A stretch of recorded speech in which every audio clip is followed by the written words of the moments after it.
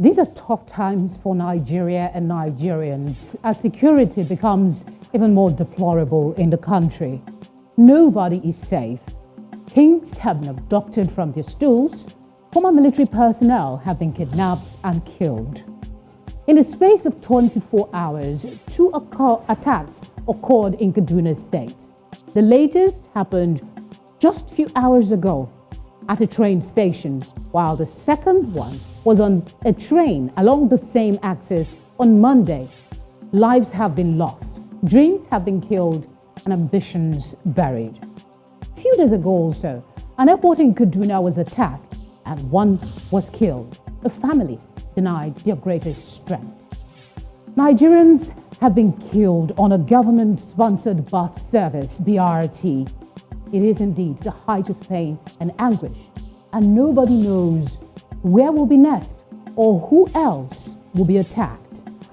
On Village Square Africa today, we discuss insecurity in Nigeria, keeping the country safe, and how the people can live through this period.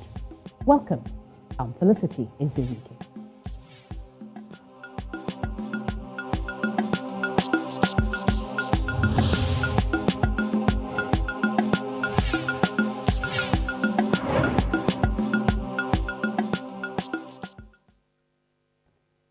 Just a few hours ago, terrorists have attacked Gaidan train station along Abuja Kaduna highway. This is coming after a train moving on the same axis northwest of Nigeria was attacked by terrorists on Monday. Many were abducted, some passengers killed, and others are suffering varying degrees of injuries. Some of these passengers cried for help on social media. Their calls were important to the reaction received from the Nigerian army, who immediately moved in to rescue the travelers. A yet to be confirmed number of passengers were killed in the attack. One of the persons affected was reportedly a dental surgeon who had called for prayers on Twitter. A few days ago, an airport in Kaduna was allegedly attacked and a security operative guarding it killed. The military in response said they killed 12 of the terrorists and attacked the airport. Nigeria has often been more reactive than proactive to its security predicaments. Terrorists abduct travelers on roads. They kill farmers before their harvest and maim women and children in markets. Thousands of Nigerians have been killed in the last decade, and the fate of the living hang in the balance. Today on VSR, I am joined by two security experts to discuss these Nigerian troubles and find an outlet to a viable solution. From the UK, Temitope Olodo is a preventive terrorism expert, and retired Captain Bish Johnson is a national defense and security strategist. He joins us from Abuja. Thank you both very warmly for joining us. Thank you for having me. We've seen Thank you for having me. It's our pleasure indeed, even though the conversation is heavy. We've seen two attacks on rail networks in the last 48 hours, and an airport also was last week attacked. Can we say that these terrorists are finding new ways to confound the security apparatus in Nigeria? Captain, I put this to you. Yeah, sure. Certainly, the terrorists are, changing, their strategies and their tactics. They're becoming more and more emboldened to go after not just our roads transport system, but they have become so emboldened that they cannot go to even rail system and airports with that audacity to attack those kind of infrastructures. So, yeah, the answer to your question is yes. The terrorists are changing their tactics, they're changing their strategies, and they're evolving and becoming more and more emboldened. Mr. Olodo, I want to ask you, a similar occurrence was seen last year when a train was attacked on the same route. There's been question about what government is doing. What would you say they have done and should be doing now? It's sad that we're in this stage. I know my brother will agree with me because we come from the same kind of environment where things are done properly. When I say things are done properly, I mean that even at your own TV studio, you have risk assessment that is done. Those risk assessment is being monitored and embedded into your operational activities. And on a monthly basis or on a quarterly basis, you review those activities based on intelligence. What we have seen or what we are witnessing is the fact that anything that happens in Nigeria is more of a reactive approach that Nigeria adopts. And they will bring out the drums, they would play the drums, they will shout out, they will do the photo op, and everything return back to normal. No head rolls, nothing really actually happens. Because I thought that when that incident happened along that same corridor, which is the Kaduna Abuja corridor, that security will have been beefed up. I think it's important for your viewers to remember that these same bandits actually have an anti-aircraft gun system that they use to bring down an aircraft or Air Force aircraft. So that area is a volatile area, and there should have been proper risk assessment done, not only just putting physical police officers on the track, on the train, which is reasonable, but there also need to be a rapid response unit that is attached to it, and all the vulnerable areas identified, so that if anything like this happens, they will have at least activated that system so that it works. In fact, there should have been a drill that is done naturally to say, okay, if we had an incident where a train is being hijacked, how do we deal with it? Do we scramble aircraft? Do we scramble a helicopter? What are the nearest points for us to enter? It seems as if they have no clue what they are doing, and it's a complete embarrassment, to the state. And we have a commissioner of police for real. So I'll be asking questions. Personally, for me, I would have thought that individual's head should have been rolling or it should have been moved sideways. But of course, what we are hearing, what has been released, is literally to say, they should activate the surveillance monitoring system. Are we saying that was not there before? So I'm hoping that some lawyers will stand up and fight for the right of those families that have lost, loved ones, and government should actually pay out and compensate that family heavily. I'm not saying that I'm a Nigerian. I love the president. I love the Nigeria, and I want Nigeria to continue to increase. But until we start punishing people for this criminal negligence, which is what I would call it, nothing will change. And that's my opinion on this. Staying with the attack on the Kaduna Abuja way, I want to come to you, Captain. Does it worry you that there seemed to be a dearth of surveillance system? If there has been proper surveillance, I mean, Mr. Olodo was talking about the use of modern tech when it comes to security situation in the country, assessing it. Do you think it might have helped to prevent the attack as against the army having to respond to the attack itself?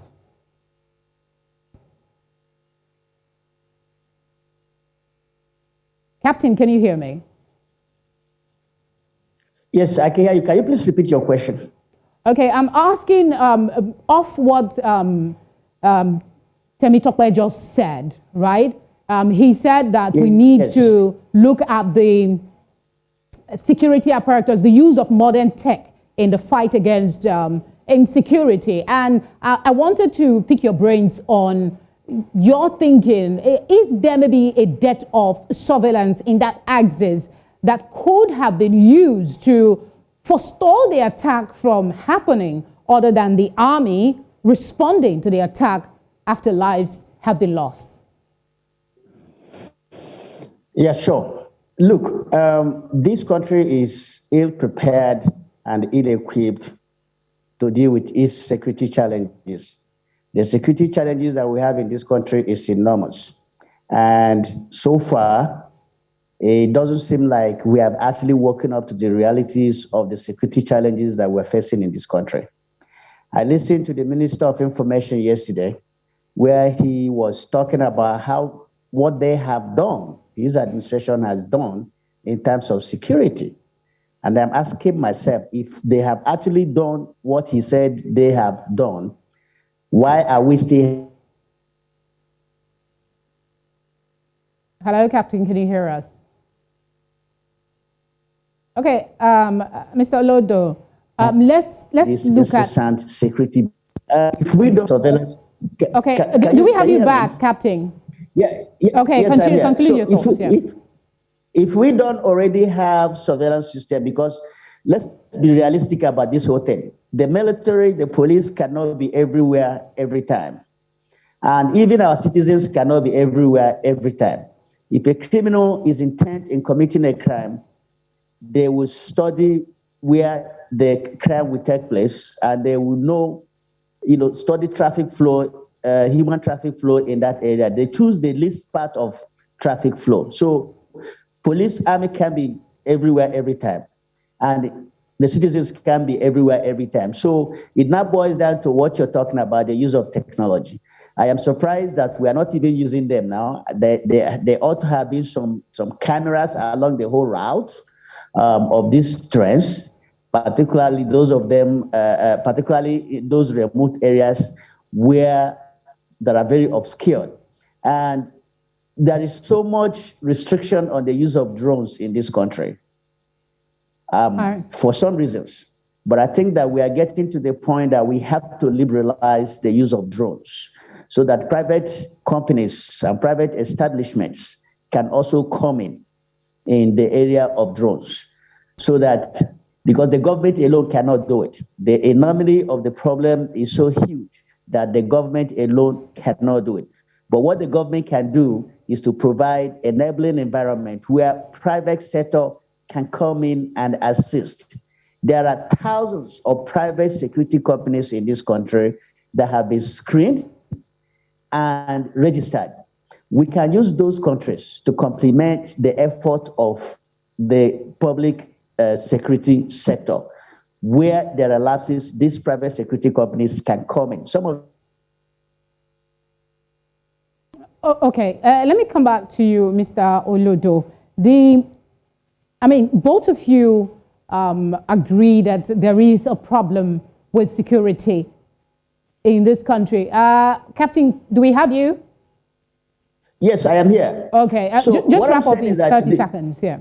So what I'm saying is that because of the level of restriction on the use of drones in this country, some of these security companies cannot and are not fully being utilized by the government. They are not actually complement the efforts of the public security sector to the extent that some of us would wish they could. Because if you look at the Nigerian army, the strength is about 170,000 manpower, and they are in almost every part of this country. They are stretched in. If you look at the police roughly about 350,000. So, and you're talking about a country as huge and massive as this country. So the government alone cannot do it. The government can certainly provide enabling environment where the private sector can come in and complement the effort of the government. All right. I was saying earlier before you came back on that the situation seems really dire in the country. Nobody indeed is safe. But in the face of all of this, some government officials that speak for the government and their activities, they seem to have this continuing optimism that the fight against insecurity seems to be yielding result. Mr. Olodo, I want to ask you, what is your sincere assessment of Nigeria's current security situation in spite of these optimism and the situation we have now? They will say in the land of the blind, even with one man eye will claim to be the king. And that's the situation. I live in a more I don't want to say advanced. I live in a more democratic environment where people are held accountable. You just don't say things and think you could get away with it. Even with that modern technology, just like my brother was mentioning earlier, a normal patrol, a sensor, you don't even need high tech to patrol those particular areas. If you have a sensor on that place, if people enter a restricted area, there will be a sensor that says you've entered a restricted area that alerts the control. Now, it's the passengers on the train that were calling the military. There is no sense. Are you telling me that there is no there's no communication system embedded into that train to say for them to alert, their control, the control. I work for rail. I work for a rail company for more than 6 years. So I know that I worked there in the UK. I worked for a rail company before moving into the Home Office where I worked in the de-radicalization counter-terrorism area. So I know that these rail security systems are there. And there are rail police that do this work. And private companies could be contracted. We know the corridor. We know where this train stops on their map. If they have a map, if they have a command and control center, on their map when the train was attacked or when that section was attacked, it will have gone red. Because if not, it means that any train could be coming on the other end and they will not even know there are 2 trains on the track. So they know if there's an obstruction on that route, and they could have easily be able to pinpoint. Where are all the police helicopters, for God's sake? Do we not have helicopters? How far is Abuja to that particular place? That's not even up to a 1-hour flight on helicopter. And yet, the incident happened at 7 o'clock. It took the military to get there 9 o'clock, and the people were not even rescued immediately. And some of them were taken away. Are you telling me they don't know that particular area? So that they could contain it? We call it a containment strategy, as my captain brother could say there. So how could those people even escape? Are they going through a wormhole? Are they disappearing into mid-space that nobody knows where they are? Those people should not be able to get out of that particular environment if they have been triangulated. So what are we talking about? The Nigerian government needs to be accountable to the people. And it's high time, Mr. President, start doing what it's supposed to do. His 8 years is about to end. He needs to start sacking people. He does not hold anybody any apology. Is this really about sacking people, really, at this twilight of the administration? Or is it more of what is it that is giving them the mindset that something has been done? Captain, if there may be some strategy that you have seen in, say, the early years of this administration that shows that they have, to some extent, made the security situation in this country, made some improvement, really. In January of this year, we know that in the space of 1 or 2 weeks, over 400 people were killed. Has that figure come down, perhaps? Let me tell you, the problem is that we are playing politics with a lot of the things that we do in this country. I just told you about what the Minister of Information said yesterday, Mr. Lai Mohammed. He said they have improved the security situation of the country. That is better now than it used to be when they took over power. And that's what I'm asking you from an expert position. Have you seen anything? Now I'm telling you, I am coming. Let me finish my thought. You and I are on ground. We live here in Nigeria. We are not aliens. We don't live outside the planet. We are here in Nigeria. Now, if that same question is posed to you, will you agree that the security situation in the country has improved? If you ask me, I can tell you as a matter of fact that the security situation in this country has even gotten worse. It has gotten worse.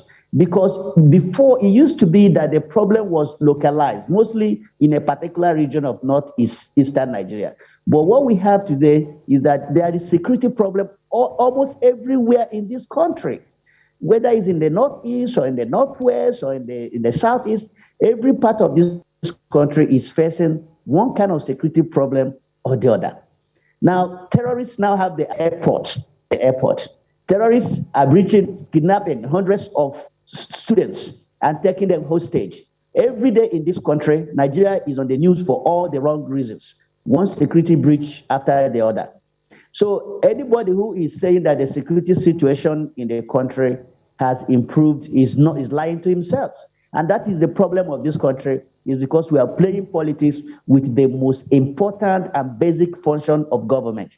And until we can stop playing politics and acknowledge that, look, we are failing in certain areas, which we understand. Because over the years, we as a country have not really invested in security and infrastructure. And some of what these things are interrelated, they're interconnected. And so because of the gaps in these investments, we are paying the price right now. But we can begin to put ourselves in the right direction by laying the foundation now. But it doesn't seem like we are doing that. And to the extent that we're playing politics with that, we will never get anywhere. We won't even begin to lay the necessary foundation for us to get hold of what is happening to our country. So let's get rid of politics and let us begin to face the problem squarely the way they are. I'll put this next question to the both of you. I'll stay with you, Captain, for now. You've experienced security, how security is handled in some of the best national security systems in the world. What major differences do you see with what we have in Nigeria that can be tweaked? Let me tell you, first and foremost, we have to rejig the security architecture of Nigeria. Nigeria has grown over 200 million people, and we have not made the United Nations standard as far as policing is concerned, because we have very small police force and we have very small military. The Nigerian army, is just about 170,000 people. So we have to rejig our security architecture. Some of us have, been calling for state security because we need more boots on the ground. We need more personnel. We need more infrastructure. The states can equally contribute in this infrastructure that we're talking about. And that is where we're getting it wrong, is because everything in this country is centralized. It's controlled by Abuja. And Abuja hands are full and tight. So Abuja cannot do it alone. So what we need to do is to decentralize security, particularly the police, and give the state governments the opportunity to come in and secure their own state. It's one of the very important tenets of democracy, is that when you ask the people to govern themselves, you must also allow those people to secure themselves. And that is what we are doing wrong. In other places where security is tight and the system is a federation like ours, even local governments have their own police. Even cities do have their own police. The essence of that is so that everybody can be jointly investing in security. But that is not happening here. If the federal government does not invest in security, nobody else does. I understand the state government, sometimes they will buy operational vehicles for police and stuff like that, and for the army, but that is not all is needed. Training is equally needed. Now, if you're a governor, you can't invest much in training, because what it means is that you can spend hundreds of millions of naira training a particular police officer, and upon return from that training, the police officer will be transferred to another state. So you have just wasted your state money. But if that officer is a state police officer, which is going to be there in the state can go out of their way to train them and equip them, knowing that those equipment, the training cannot leave their state. So if all the states are doing it, by the time you culminate all of it, you see that this country will have more boots on the ground. They will have more infrastructure, technology, with every state contributing their own fair share. But what is happening is that the federal government, everything is centralized at the center, and the center in itself has the handful, sometimes ineffective, and that is why we have found ourselves in the situation that we're in right now. The Kaduna State government could have taken care of most of these problems, even the arrest system that you're talking about. It could have been a joint, something between Kaduna State and the FCT, where each one of them will police to their boundary, and you see that the entire realm will be covered. But that is not the case as we have it now. In the interest of time, you've spoken quite extensively on the way it is in other crimes. National security system anywhere, there are some obstacles. So I want to go to you, Mr. Olodo, on that. One of the obstacles is the funding of terrorism. It's been a major issue for this country. It's been heard a few times that sponsors of terrorism have been convicted, but they are hardly stopping. How can the government outthink terrorists, especially when you talk about its funding? Okay, let's be very clear. I don't think the problem is funding. That's my personal opinion. I come from two perspectives. I worked in the UK civil service, which is one of the best civil service in the world, and I also worked as a special constable within Kent Police. So I worked the beat. So I worked as a police officer, working the beat, and I worked in policy. The problem we have is implementation. It's not really about money. This issue is not money. The people that shot at the train, and some of them must have been killed. Have you heard anything about where those people came from, who they are? We know from some of the stories narrated by the people that were injured, that survived. They said the language they spoke, they know who they are, at least they know from the language. Do we know where those people came from? Who is investigating them? Who is going after those people to know the group that they are? Have you ever seen them say, oh, we killed this person, this is the name of the person, apart from the leader? They don't even know who the individuals are. So that is where you talk about community policing at the grassroots. Because if you're talking about community policing at the grassroots, it's not about money, it's about getting community involved, giving community the opportunity, which is what my brother was saying earlier, allowing the state to manage. Because if the state are managing, they might not even need to spend as much money as you are talking about, because some of these issues is not about money, it's about implementation. And Nigeria is good at documentations, but when it comes to implementation, we've never been able to implement anything. The Yaya bombing, we've not implemented anything from the outcome. The bombing of mosques, we've not implemented anything. The bombing of churches, have you seen any difference in the way churches organize themselves? Have you gone to any of them to see what is their plan? Schools have been raided many times. That's the point of this such conversations, really, to get better perspectives on how we can truly address this situation, because it affects everyone. I'll come to you now, Captain. What do you think the role of intelligence is in all of this? I mean, the recent events, the military seem to have relied on social media for intelligence. What does that say about the network that we have in Nigeria? If you can say that in about 40 seconds, we need to go on a break. Well, this is, you just hit the nail at the head. That is what is actually missing in this whole equation, is lack of intelligence. I don't know what the DSS is doing. The DSS is supposed to be the premier agency for domestic intelligence in this country. I don't know how many times you've had the DSS issued an alert, informing Nigerians that, look, we intercepted communication or something like that, that there's going to be terrorist activity in so and so place. None of that is happening. So yes, intelligence is key. Now, intelligence does not come from the government agencies themselves. Intelligence also comes from, the citizens on their own. But you have to be able to educate the citizens to know what to look for. If there is no awareness that education is lacking, they will know what to look for. And so there must be that awareness, there must be that education on the part of the citizens. Because more often than not, we blame our citizens that they are not giving us intelligence information. What is intelligence information? If a regular Nigerian sees something that is out of place, how does that individual know that is out of place? And even if that individual knows that something is out of place, who does he call? We don't have one single number, single number. My friend who is in the UK knows what I'm talking about. There's always one simple number that you can call, and somebody on the other end can take that call and direct it to the appropriate agency. Something as simple as that, we don't even have it in this country. You see multiple numbers flying everywhere. So if you see something that is out of place, you are confused. You don't even know which number to call. There has to be a sync, yes, maybe a single number that everybody can remember, I guess, just like what you have. Simple number, not more than 3 digits. That's how they have it everywhere. All right, let's quickly get... even an uneducated... I'm sorry to interrupt. We really need to wrap up this segment. So I wanted to get Mr. Olodo quickly, your thoughts on intelligence gathering and how it is playing out in Nigeria.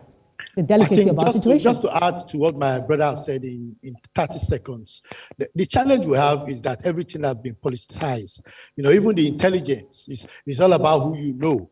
But on a normal situation, the intelligence should have free hand to be able to recruit whoever they want. By now, for God's sake, you should have people embedded among those terrorists, people that are working with them, people that are even part of them doing this raid, so that those are the people sending the intelligence. There are people within the local authority, within the local areas that are vulnerable areas that you will recruit. Intelligence agency will recruit and be paying them salary and say, stay among these people, eat with them, go with them, and send intelligence to us. We're not doing anything.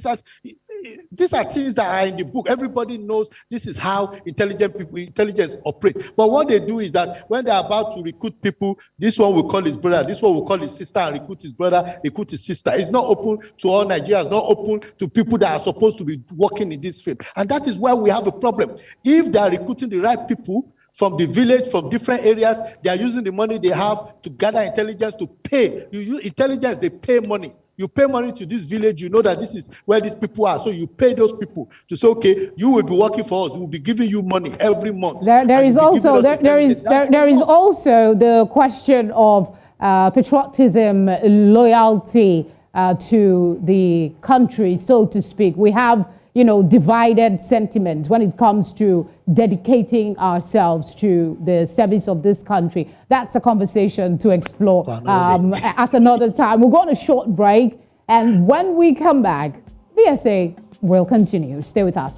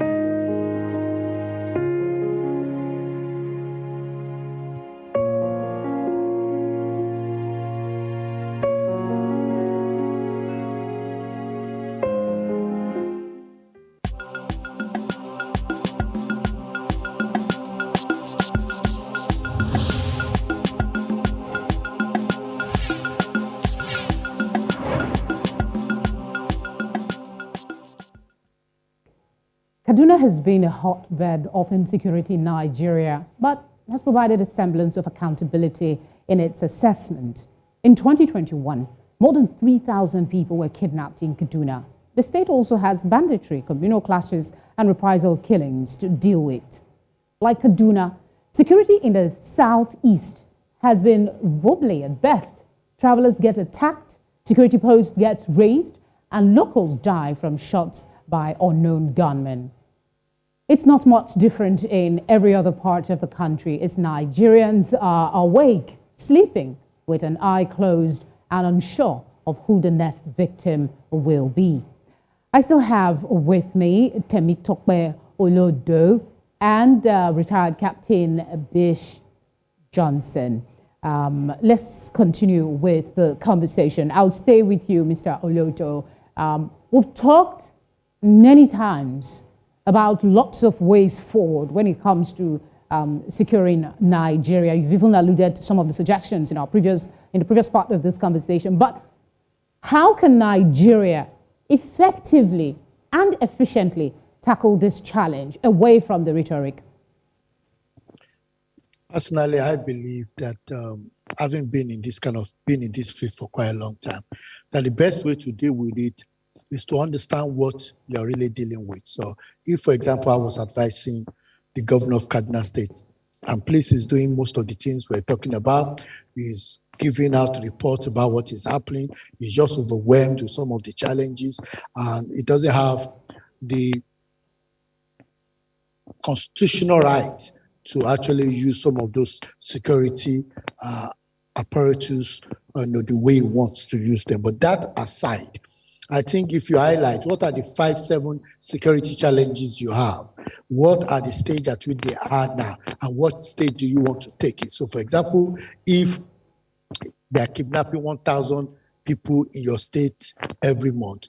Then what you want to do is make sure that you reduce it to maybe 100 by the end of the first 1 year, and then people could see practical changes that are happening, because it's only when you say we want to reduce it to 100, then you say what are the measures that we'll put in place. First measure for me particularly is know who are the people in your community in the first place, because we don't know some of these people, just saying unknown government. No, the unknown government do not come from the sky. They are coming either from a particular state or they are coming from within your system. If they are coming from another state, then you need to speak to that state, because you've identified based on your research and work you've done, and say, okay, these people are coming from your state. This state governor, how can you help me to ensure that these people are not coming from your state? What kind of measures do we put in place? Palliative, those kind of things, to help children who are attracted to this form of violence extremism to deviate from it. So you move them away from that violent act and make them more productive. So that is one way. The other way is that those ones that need to be killed will be killed. You have to understand that an animal that tastes blood will be killed. So those ones that need to be killed will be killed. Those ones that need to be supported will be supported. That's the way you do it. And you put those measures in place, and you look at those implementation plans, and you put those action plans in place and ensure, just like the governor of Governor of Rivers State did recently, where he said, okay, oil buckling is a problem. We're going to deal with it this way. Local government, this is the money I'm giving you. Each time you need to report back to me. Practical ways. And then those people will go into their community and carry out practical measures to ensure those things are done. That's the way to do it. It's not that you sit on your high tower and just dish out information, dish out things, have meetings with the security officials who are drinking tea and coffee, and they say, okay, this is the way we do it, strategy, but they are not actually doing the implementation at the grassroots. That is where the difference are. Okay, I will stay with you for now and hopefully reconnect with the captain. The network seems to be acting up a bit. Again, Nigeria is spending a lot of money, as we know, on weapons and artillery. Do you think maybe the focus placed on intelligence and technology is not adequate to the magnitude of challenges we have? Personally, for me, I believe there is a miss. Our priorities are completely misstepped. That's my personal opinion. You do not go to kill a bush rat with an armored tank. That's my personal opinion. The people that were fighting, the people that went to attack the rail, they only went there with motorcycle and their AK-47. They did not have planes. They did not have a helicopter. We have the helicopter. We are not using it. That's why I'm talking about the implementation plan. What is the implementation plan for a risk assessment of the rail? If the rail is attacked, what are the security protocols, which we call operational protocols, that are in place, that the driver or whoever will flag it up, and then within maybe 3 hours there is a response, or within 1 hour, or within 30 minutes, a plane is scrambled, an helicopter is scrambled. What are all those helicopters? The thing I want to know is those helicopters that the police bought with our money, what were those helicopters doing at that particular hour of the day? 7 p.m. is not night time. 7 p.m. What were they doing that they could not be scrambled to go to that scene at the top? Those are the kind of questions we need to ask. So it's not about the equipment, because if you have the equipment and you don't have a strategy around the application and deployment of those equipment, their equipments are useless. We have all these aircraft that they say, oh, where we bought the aircraft, everything will happen, we will be able to deal with. But what are the aircraft doing? They've not been able to use them. Indeed, the emphasis here is implementing, some of the risk assessment, like you said. Captain, it's good to see you again. The porosity of Nigeria's border seems to pave the way for inflow of small arms and light weapons, which experts like yourself have said enabled and continues to aid all sorts of crime in Nigeria. It was reported that Nigeria hosts over 70% of about 8 million illegal weapons being circulated in the whole of West Africa. What I want to ask you is checking this porosity a possibility of our borders? I mean, if yes, how? And what likely impact would we get from checking our borders where these weapons are coming in from? I mean, we have to start from somewhere. Sure. we have to start from somewhere, and it's very important that we control our borders. I have been on that subject matter endlessly, so many times on several networks where we have complained that those borders are too porous. Look, every country faces two different types of insecurity. There is one that is organic, which is an internal insecurity that emanates within your own country. And there are others that are external.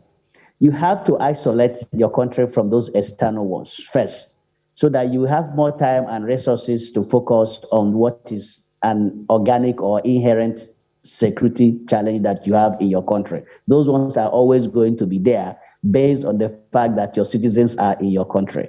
But the ones coming from outside, you must eliminate it. You must isolate your country from that. And that is where border security comes in. Look, there are over 1,500 illegal border crossings just in our northern segment of sector of our border. These are illegal crossings. And so these are not the official crossing recognized and manned by the government. And so, and if you go to the immigration that has the responsibility of controlling our borders, you discover that it's only a directorate in immigration. And that directorate has less than about 25,000 manpower. And so that's a joke. It's a complete joke. I have called for a creation of border security agency. I don't believe in proliferation of agencies, but there are some critical agencies that are needed. I think that we should have a border control agency whose sole responsibility is to protect our borders. By doing so, they will have enough manpower, they will have statutory budget allocation, and my brother had rightly pointed out that our problem is not documentation. Our problem is implementation, and I wholeheartedly agree with him. Okay, and sometimes it's not all about money, because we do have money. The problem is that the monies are not properly spent. They are misappropriated, outrightly embezzled, and so it leaves you with little or nothing to actually carry out your duties. I mean, so if you have a border control, that has the right people, number of people, the right training, the right equipment, and the funding is properly spent and Okay, I want to stay with you, Captain. Hopefully, we still have you. And staying with the issue, looking for solutions. Invested. Captain, can you hear me? And properly spent. We should be able to control our borders, one, by foot, secondly, use of technology, and thirdly, I have also advocated for us to use, electric fence where use of foot or technology may be difficult. Okay. So we have to combine all these approaches to be able to have a secure border. What you said is correct. As long as we have small arms and light weapons flowing into our country at the rate at which they are flowing in right now, we will continue to have all these security challenges that we're having. And sometimes some of these security issues are being perpetuated in Nigeria by non-Nigerians, foreigners, who we don't even know who they are. They didn't come in with passport. Nobody caught them at the border. They just simply walked through the border. Fair enough. In the interest of time, I'd like to interject and staying with the solution conversation. What do you think Nigeria can learn from other countries? I want to make a particular reference to the use of mercenaries. Do you think it's time for Nigeria to consider the help from mercenaries? Or maybe it's too late or not an option we should be considering? Now, mercenaries, in terms of fighting local crimes, or mercenaries in fighting terrorism? Terrorism, okay. Primarily, I think. Okay, sure. I have been on one other network where I have said it, that look, sometimes we will have to engage the services of all these people. It may not necessarily be foreign mercenaries. There are hundreds of thousands of retirees who have retired from Nigerian various security agencies in this country. They are retired, but they are not tired. We can engage their services to help us. In other countries, they have what is called individual ready reserves. They have selected reserves. These are people who were previously active in service, but when they retire, they gather all of them and they put them into a pool of what is called individual ready reserve or selective reserve, and they easily go out to them to seek their services whenever it's necessary. Our security agencies are stretched far thin, whether we like it or not. The army is stretched far too thin because they are all over the place, everywhere in the country. The police, the same thing, even the civil defense. So they are all stretched far too thin. So I will support the use of mercenaries, not necessarily foreign mercenaries, but our retired service personnel who are here in Nigeria, do nothing, and who have so much. I'd like to hear your submission on this as well, Mr. Olodo. Okay.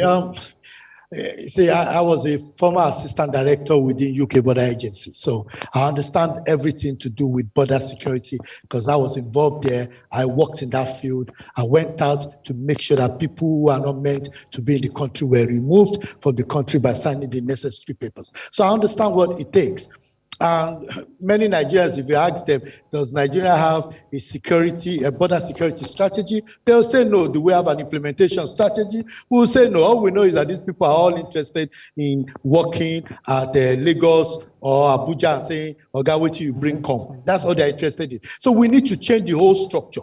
But going back to the issue of mercenary, I totally agree with my brother.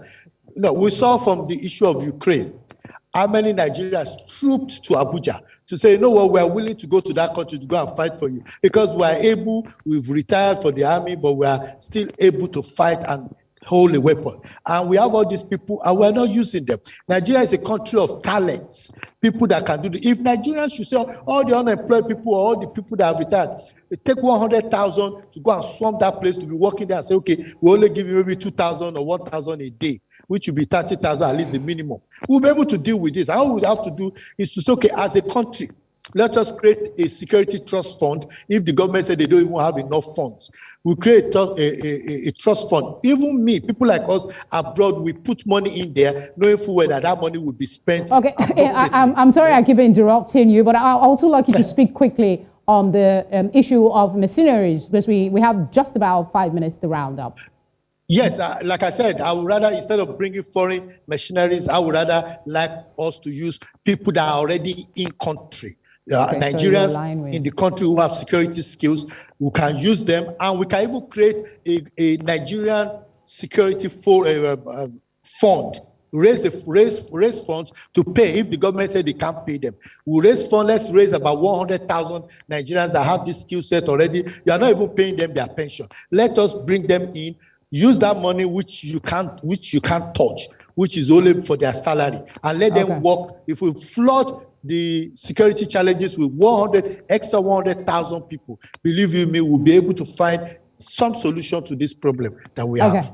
As we try to wrap up, I want to ask, this question goes to the both of you, but I'll start with the captain. As a national defense strategist, how do you think people can also help the government solve these problems? Because government is not in isolation. We are part of the government. How can we help? Yeah, sure. I've said it. The people can only help by provision of intelligence information. I've heard people say that, citizens should carry weapons and defend themselves. That's not going to work. That's going to just lead to chaos and anarchy. But the people can provide a source of the most vital source of intelligence is human intelligence, which the people can provide. And how do they do that? If you see something that is out of place, you see someone that is alien to your neighborhood, and you report to relevant agencies. But like I have said, although the people have a role to play, the government has even greater role to play by ensuring that there is enabling environment for these people to, one, have the awareness to identify what is out of place, and secondly, have a means of reporting that to the government. We don't have that now. As educated as I am, and as you are, and as my brother is, if you see something that is out of place, which number in this country do you call? I don't know which number to call. Honestly speaking, I don't. And now we are talking about not every Nigerian is as educated as you and I and my brother are. So we have to find something that is simple. that an ordinary common citizen in the village, if they see something, they can call that small, simple number, and there will be someone at the other end to direct that call to a relevant agency that will respond immediately. Okay. Mr. Olodo, your thoughts on it as well?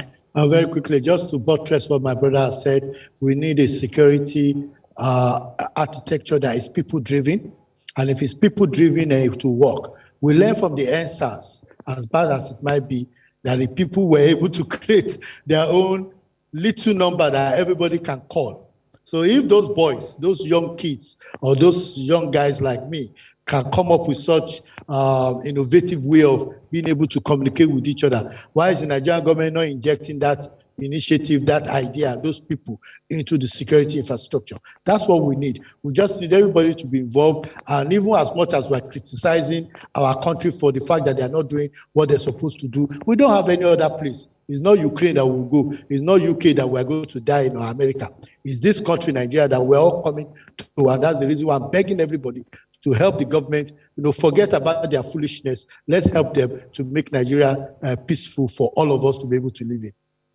I want to thank you both very warmly for your contribution on the program today. Indeed, a people-driven security apparatus will work better for all of us. Thank you very much for your time.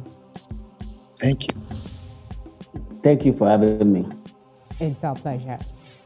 The truth remains that if we do not take care of our security situation, it will indeed be difficult for us to continue to exist as a nation long term. More indeed needs to be done. Thank you very much for joining us on the program. Dear esteemed viewer, I'll see you again next time. Bye for now.